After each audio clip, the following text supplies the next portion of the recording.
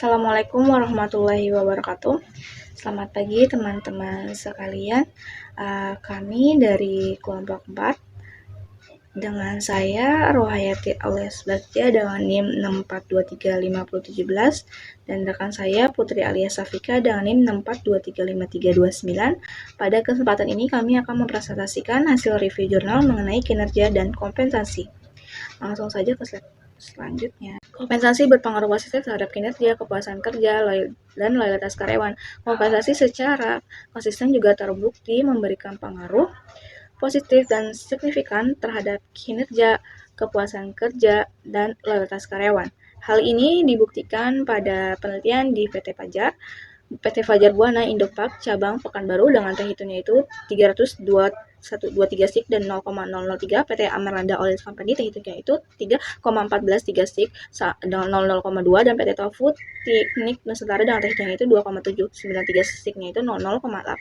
Selain itu, kajian biliometriknya pada lembaga sekolah menunjukkan bahwa sistem kompensasi dan benefit yang baik mampu meningkatkan kinerja SDM, kepuasan kerja, serta loyalitas karyawan. Kompensasi berpengaruh negatif terhadap turnover karyawan. Penelitian di PT Usaha Jaya Kontraktor menunjukkan bahwa kompensasi berpengaruh negatif dan signifikan terhadap turnover karyawan dengan nilai terhitung sebesar minus 4,488 dengan signifikannya itu 0,001.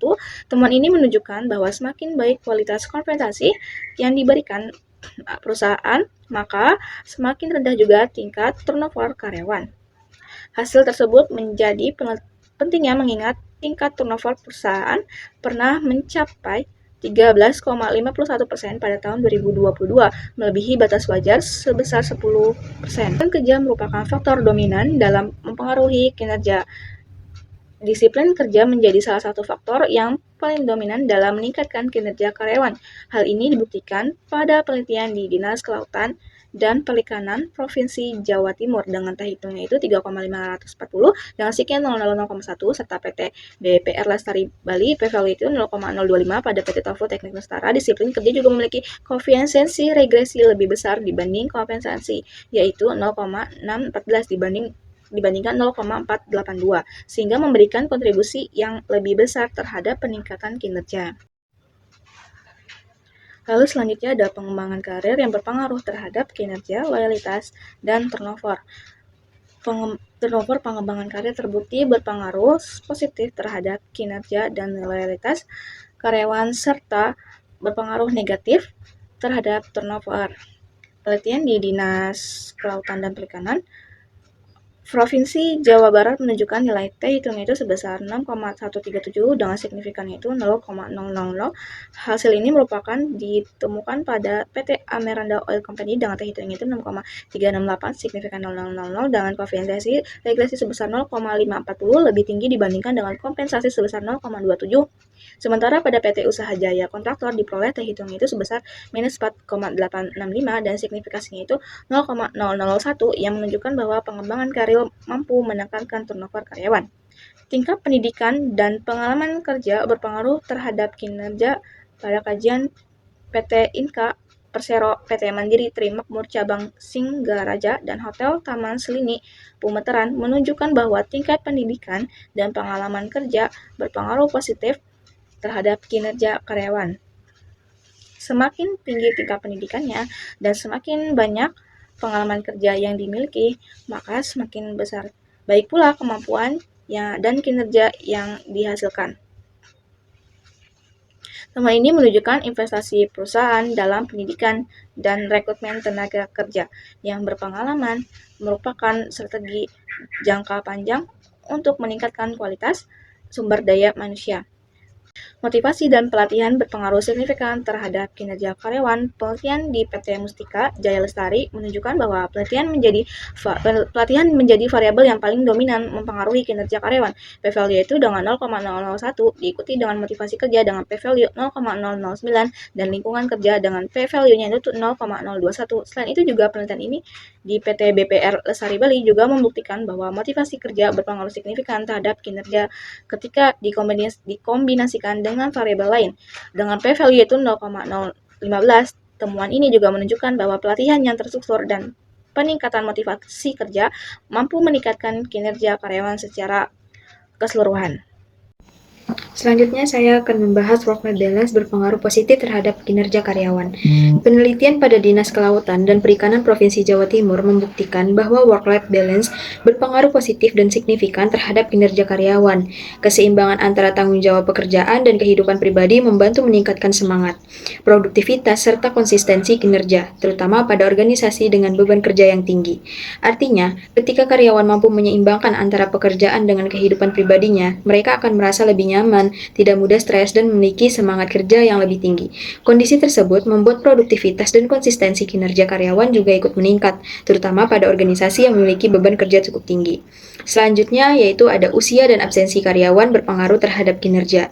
Penelitian di PT Graha Bumi Hijau menunjukkan bahwa karyawan berusia di bawah 30 tahun memiliki kinerja yang lebih baik, namun tingkat absensinya cenderung lebih rendah. Sebaliknya, karyawan yang berusia di atas 30 tahun memiliki tingkat kehadiran yang lebih baik meskipun kinerjanya mulai menurun.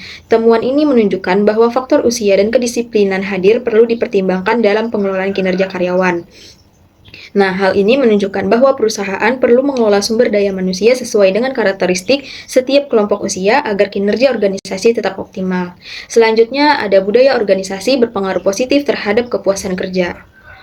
Penelitian di PT Fajar Buana Indopec cabang Pekanbaru menunjukkan bahwa budaya organisasi berpengaruh positif dan signifikan terhadap kepuasan kerja karyawan.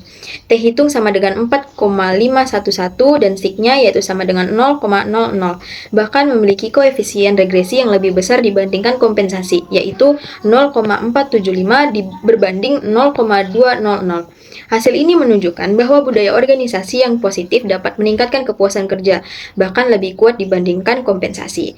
Artinya, lingkungan kerja yang nyaman, hubungan antar pegawai yang baik, serta nilai-nilai organisasi yang positif dapat membuat karyawan merasa lebih puas dalam bekerja. Ketika kepuasan kerja meningkat, maka kinerja dan loyalitas karyawan juga akan ikut meningkat. Selanjutnya, ada seluruh kombinasi variabel berpengaruh signifikan secara simultan.